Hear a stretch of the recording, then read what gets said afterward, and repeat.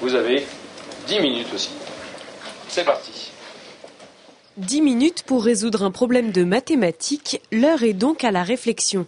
Comme tous les CM2, la classe de Monsieur Bouillon est soumise aux évaluations nationales de CM2.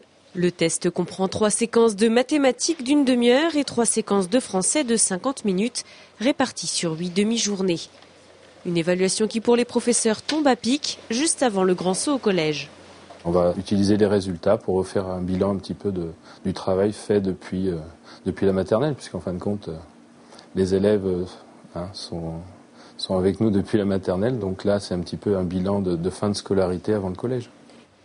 L'épreuve reprend les programmes de CE2, CM1 et CM2, mais si certaines réponses paraissaient évidentes, les élèves se sont frottés à quelques difficultés. Le français, ça allait, les maths, il y avait quelques exercices où j'ai dû me louper.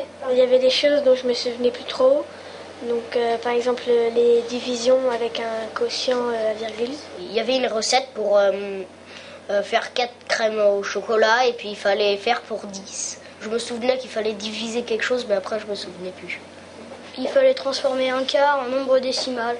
J'ai pas répondu parce que je me souvenais plus de ce qu'il fallait faire. Du côté de la hiérarchie, l'exercice reste compliqué aussi quant au but poursuivi par cette opération nationale. L'objectif, c'est véritablement de constituer un moyen pour aider à l'apprentissage. L'évaluation n'est pas un objectif en soi, mais un moyen au service des apprentissages. L'année dernière, cette évaluation s'était réalisée sur fond de polémique. Elle semble désormais avoir réussi son examen de passage.